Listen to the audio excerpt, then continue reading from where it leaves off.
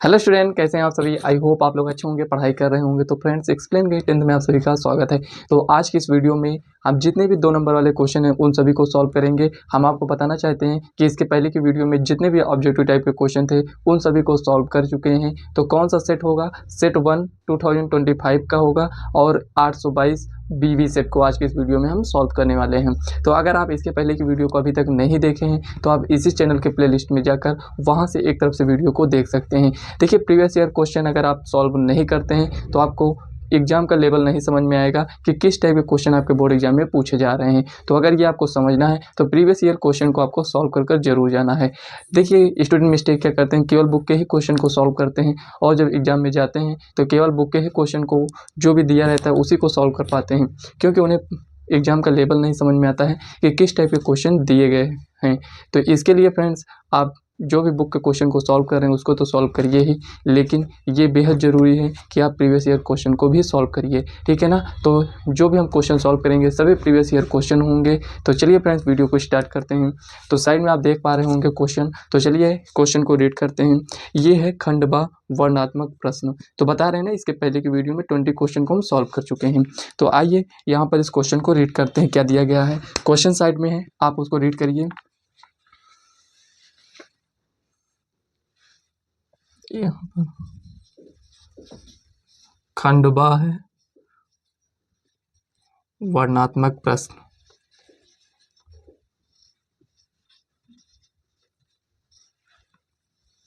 हम आपको ये भी बताएंगे कि बोर्ड एग्जाम में आपको कॉपी कैसे लिखना है, प्रॉपर तरीके से लिखकर बताएंगे कि बोर्ड एग्जाम में कैसे लिखना है, ठीक है ना। तो यहाँ पर केवल क्वेश्चन को आपको सॉल्व करना है।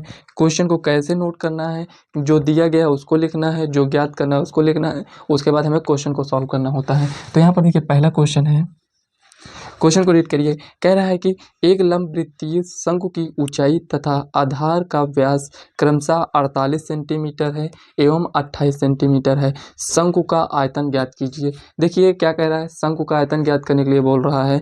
तो यहाँ पर ऊंचाई दिया गया है और इसका व्यास दिया गया है। तो जो दिया गया है हम उसी को नोट करेंगे। पूरा क्वेश्चन हमें नोट करने की कोई आवश्यकता नहीं है। तो यहाँ पर लिखेंगे, दिया है h बराबर 48 सेंटीमीटर और यहाँ पर व्यास दिया गया है 28 सेंटीमीटर।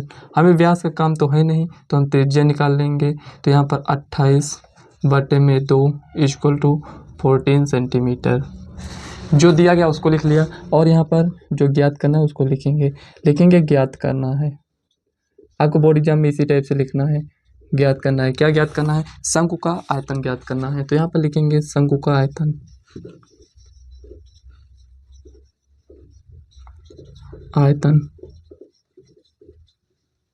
समझ में आया? यहाँ पर इतना समझ में आया शंकु का आयतन। तो यहाँ पर लिखेंगे सॉल्यूशन।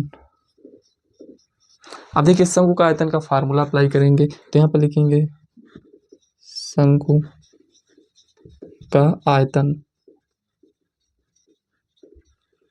फार्मूला क्या होता है?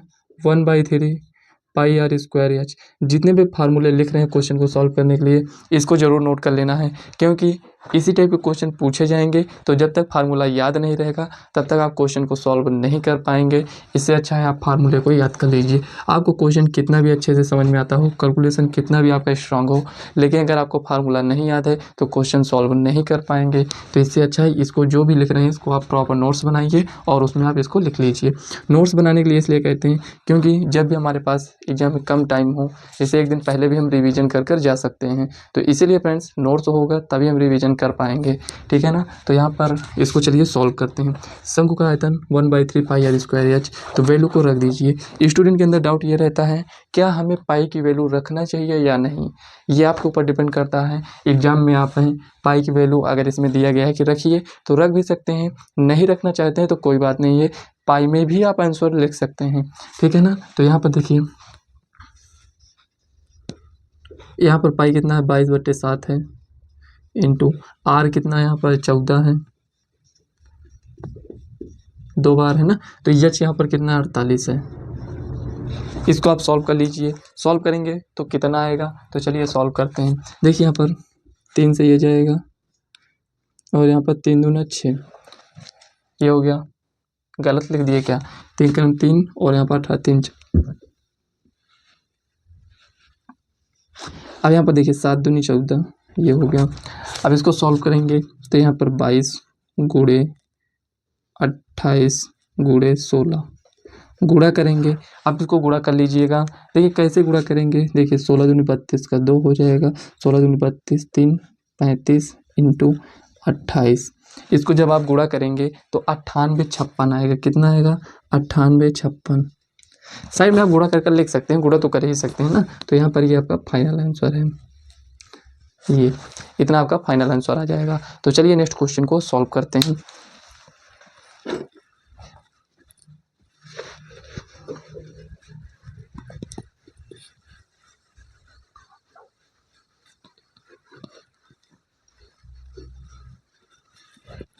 तो यहाँ पर देखिए पहले का क्या था, अब यहाँ पर हम खा नंबर क्वेश्चन को सॉल्व करेंगे।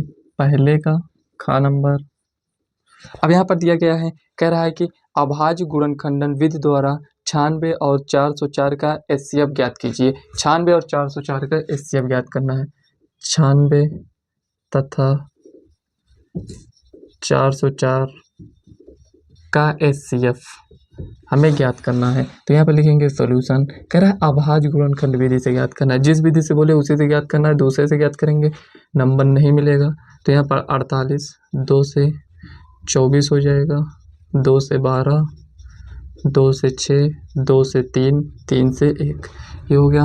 अब यहाँ पर 404 को भी इसी टाइप से करेंगे। तो यहाँ पर 2 से 2 दूनी 4 0, 2 दूनी 4, 2 से 1 0 1, यहाँ पर 101 कितना आ गया? CF 4 आ जाएगा। तो यहाँ पर चलिए लिख लेते हैं। देखिए 96 इक्वल टू 2 को कितनी बार लिखना है? 5 बार लिख लेते हैं इंटू 3। और यहाँ पर 404 2 इंटू 2 इंटू 101। अब यहाँ पर देखिए कॉमन पॉइंट क्या है दोनों में, देखिए 2 इसमें भी है, 2 इसमें भी है, 2 इसमें मतलब 2 यहाँ पर मिल रहा है, 2 यहाँ पर। तो यहाँ पर एचसीएफ कितना हो जाएगा? तो यहाँ पर लिखेंगे HCF equal to 2 into 2 equal to 4। जो दोनों में मिले उसी को कॉमन लेंगे। जैसे कि यहाँ पर ये मिल रहा है और यहाँ पर ये मिल रहा है और कुछ नहीं मिल रहा है ना, तो उसको नहीं लिखेंगे। HCF equal to 2 into 2 equal to 4 हो जाएगा। सॉल्व हो चुका है, बस इतना ही सॉल्व करना था, आपको 2 नंबर मिल जाएगा। ज़्यादा डिफिकल्ट क्वेश्चन नहीं रहते हैं, केवल प्रैक्टिस करने की आवश्यकता है। तो चलिए आगे बढ़ते हैं।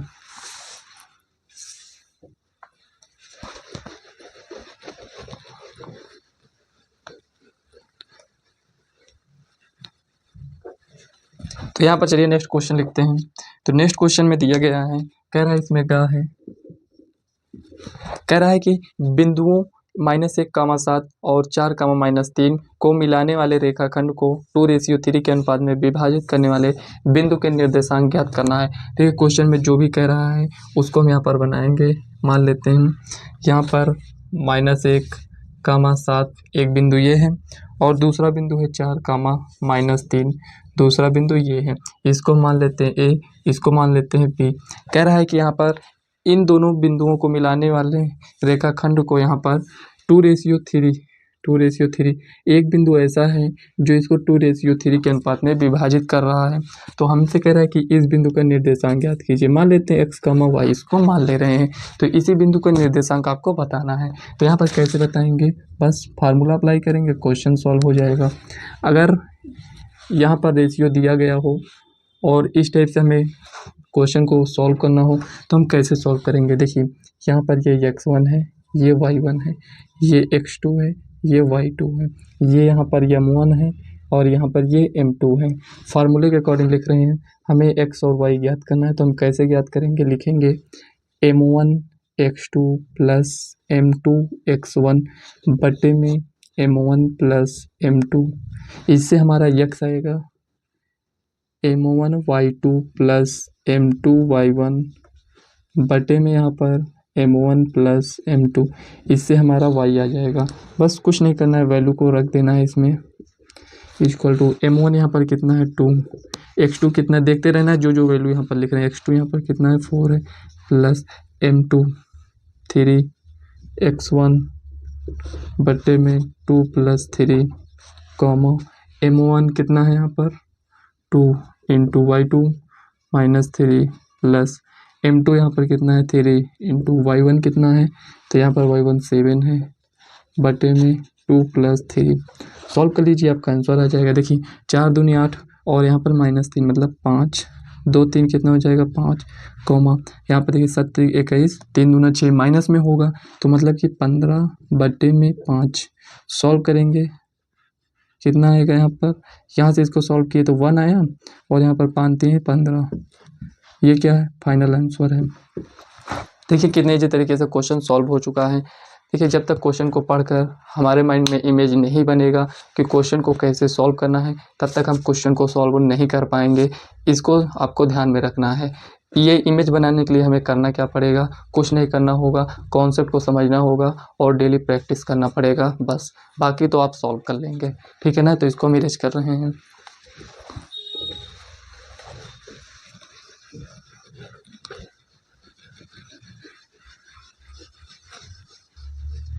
देखिए ये एग्ज़ाम का टाइम है, आपके पास टाइम वैसे भी ज़्यादा नहीं है, तो यहाँ पर इधर उधर के क्वेश्चन को सॉल्व करने से अच्छा है ऐसे क्वेश्चन को सॉल्व करिए जो प्रीवियस ईयर में आए हुए क्वेश्चन है। इससे ये समझ में आएगा कि हाँ हमें बहुत ज़्यादा क्वेश्चन को सॉल्व करने की कोई आवश्यकता नहीं है, जितने क्वेश्चन ऑथेंटिक हैं उतने ही क्वेश्चन को सॉल्व किया जाए। क्योंकि फ्रेंड्स टाइम कम है, रिवीजन ज़्यादा करना है, तो ये संभव नहीं हो पाएगा।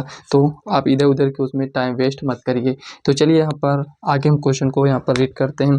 कह रहा है यहाँ पर नेक्स्ट नंबर क्वेश्चन है, घ नंबर है। तो यहाँ पर कह रहा है कि इसमें यदि साइन अल्फा इक्वल टू यहाँ पर दिया है, ठीक है ना, साइन अल्फा इक्वल टू 1/2 है और यहाँ पर कॉस बीटा होगा, बीटा इक्वल टू 1/2 है। तो यहाँ पर कह रहा है अल्फ़ा प्लस बीटा की वैल्यू बताइए। अल्फ़ा और बीटा की वैल्यू हम कब बता सकते हैं, जब यहाँ से हमें अल्फ़ा और बीटा का मान ज्ञात होगा तो हम यहाँ पर वैल्यू रखेंगे, जोड़ देंगे, सॉल्व हो जाएगा। तो यहाँ पर लिखेंगे सॉल्यूशन। सॉल्व करने से पहले ही समझ में आ जाना चाहिए कि हमें करना क्या है इसको सॉल्व करने के लिए। तो यहाँ पर लिखेंगे साइन अल्फ़ा इक्वल टू 1/2। तो यहाँ पर देखिए साइन अल्फ़ा कितने का मान है, ये साइन 30 का मान है, तो लिख दीजिए। एंगल को अगर कंपेयर करें तो यहाँ पर 30 डिग्री कितना गया। अब इधर आइए, कॉस बीटा इक्वल टू 1/2। तो यहाँ पर cos beta equal to cos कितने का मान है, 60 का मान है। तो यहाँ पर कितना हो जाएगा, बीटा इक्वल टू 60। तो अल्फ़ा प्लस बीटा ज्ञात करना है, तो alpha plus beta equal to 30 plus 60 equal to यहाँ पर कितना हो जाएगा 90। क्या यही आंसर है, क्या इसके आगे सॉल्व करने की आवश्यकता नहीं है, बिल्कुल नहीं है, क्योंकि हमें इसी को ज्ञात करना है और ये हमारा ज्ञात हो चुका है। ठीक है ना, तो चलिए आगे बढ़ते हैं। समझ सकते हैं कितने ईजी क्वेश्चन आ रहे हैं। तो इसको हम इरेज करेंगे, नेक्स्ट क्वेश्चन की ओर बढ़ेंगे।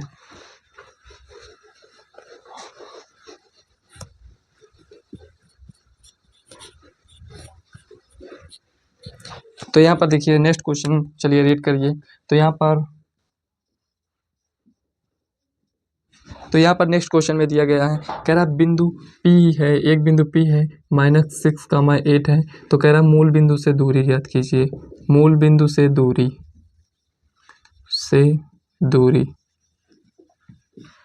जब भी मूल बिंदु से दूरी ज्ञात करना हो तो इससे ये क्वेश्चन आपको मिल ही नहीं सकता है। तो यहाँ पर लिखेंगे सॉल्यूशन।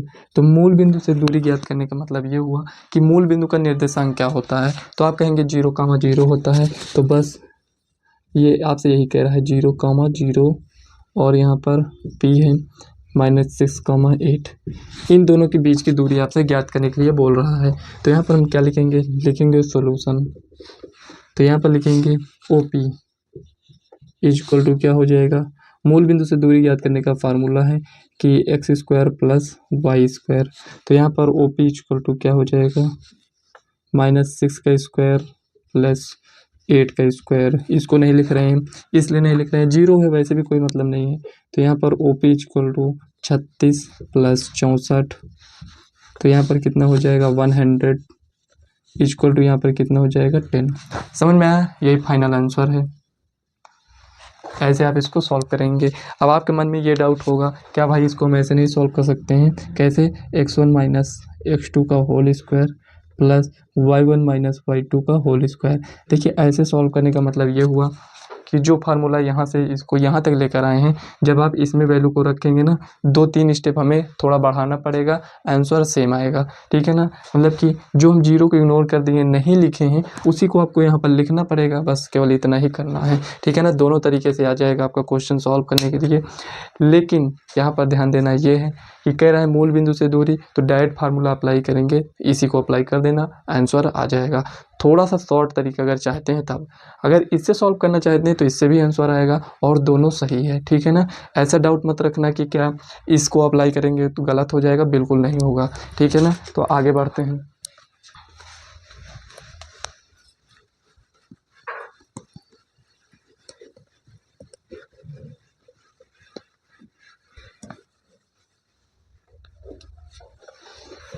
तो यहाँ पर नेक्स्ट क्वेश्चन इसमें दिया गया है, 4 नंबर क्वेश्चन है।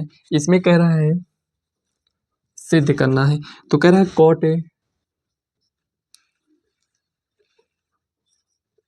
कॉट ए माइनस कॉस ए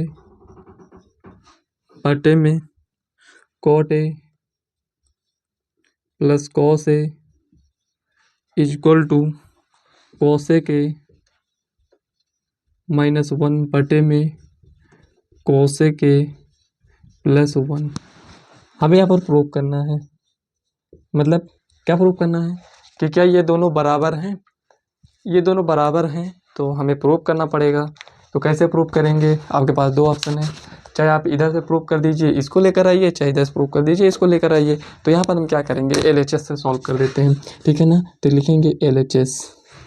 तो यहाँ पर देखिए एक बार नोट करेंगे, cot A minus cos A बटे में यहाँ पर cot A plus cos A equal to, cot A को हम चेंज करेंगे किस में, कॉस ए बटे में साइन ए। लिख सकते हैं कि नहीं, कहेंगे बिल्कुल लिख सकते हैं। तो यहाँ पर देखिए कॉस ए बटे में यहाँ पर क्या हो जाएगा, कॉस ए बटे में साइन ए प्लस कॉस ए। मार्कर को चेंज करते हैं, हो सकता है सही से ना दिखे। तो यहाँ पर देखिए इतना अगर आप सॉल्व कर लिए हैं तो क्या इसमें कुछ आपको कॉमन दिख रहा है, तो कहेंगे कॉमन, तो हमें यहाँ पर कॉस ए दिख रहा है तो कॉमन ले लीजिएगा, कॉस ए दिख रहा है तो यहाँ पर कॉस ए। जब ये कॉमन हो गया तो यहाँ पर बचेगा क्या, 1 साइन ए माइनस कॉस ए बचेगा, नहीं कॉस ए तो कॉमन ले चुके हैं ना, तो यहाँ पर ये इतना बचा। यहाँ से भी कॉस ए को कॉमन ले लीजिए, यहाँ पर क्या बचेगा, 1 साइन ए प्लस 1, ये हो जाएगा इक्वल टू, इससे यहाँ पर ये कैंसिल, 1 साइन ए क्या होता है, कहेंगे कोसेक ए माइनस 1 बटे में 1 साइन ए क्या होता है, कोसेक ए प्लस 1, ये हो जाएगा। तो क्या ये वही आ चुका है जो हमें लाना था, कहेंगे बिल्कुल आ चुका है। तो आप कहेंगे यहाँ पर LHS बराबर RHS प्रूव्ड। ये देखिए कितने प्रॉपर तरीके से क्वेश्चन को सॉल्व किया गया है। इसी टाइप से बोर्ड एग्जाम में भी क्वेश्चन को सॉल्व करना है। तो यहाँ पर कितने क्वेश्चन थे, आप कहेंगे 6 क्वेश्चन थे। कितने नंबर के क्वेश्चन थे, 2 नंबर के। 6 क्वेश्चन सॉल्व किए हैं, प्रत्येक क्वेश्चन 2 नंबर के थे। तो आज की इस वीडियो में 12 नंबर आपके कंप्लीट हो चुके हैं। ठीक है ना, अब आपके मन में ये होगा क्या यही क्वेश्चन आएंगे। देखिए क्वेश्चन आए या ना आए, लेकिन पैटर्न तो सेम ही रहेगा ना। कोई भी क्वेश्चन को सॉल्व करना हो पैटर्न सेम होता है, डिजिट चेंज करने से कुछ नहीं होगा। ठीक है ना, अगर ये दिया गया है तो हमें पैटर्न पता है कैसे सॉल्व करना है, फार्मूला याद है, डिजिट चेंज कर देंगे, क्वेश्चन सॉल्व हो जाएगा। ठीक है ना, जब आपको क्वेश्चन को सॉल्व करने का पैटर्न ही नहीं समझ में आ रहा है कि कैसे सॉल्व किया जाएगा, तो आप कोई क्वेश्चन नहीं सॉल्व कर पाएंगे। ठीक है, तो इसके लिए आपको प्रैक्टिस करना है। और देखिए आज की इस वीडियो में ये 2 नंबर वाले क्वेश्चन को सॉल्व कर चुके हैं। जो नेक्स्ट वीडियो आएगी इसमें हम 4 नंबर वाले क्वेश्चन को सॉल्व करेंगे। जितने भी इस सेट के क्वेश्चन होंगे 4 नंबर वाले, उन सभी को हम सॉल्व करेंगे। तो आज की वीडियो कैसी लगी कमेंट बॉक्स में ज़रूर बताइएगा। वीडियो पसंद आया हो तो वीडियो को लाइक व चैनल को सब्सक्राइब कर लेना, ताकि आगे आने वाली वीडियो का नोटिफिकेशन आप तक सबसे पहले पहुँचे। स्टूडेंट मिस्टेक ये करते हैं भाई, वीडियो देख लेते हो लेकिन वीडियो को लाइक और चैनल को सब्सक्राइब नहीं करते हो, तो प्लीज़ सब्सक्राइब कर देना। अगर आपको थोड़ा सा भी लगा हो कि हाँ जो भी बताया गया है आपके बेनिफिट के लिए बताया गया है, तो आप सब्सक्राइब कर लेना। तो चलिए फ्रेंड्स, मिलते हैं नेक्स्ट वीडियो में, तब तक के लिए बाय।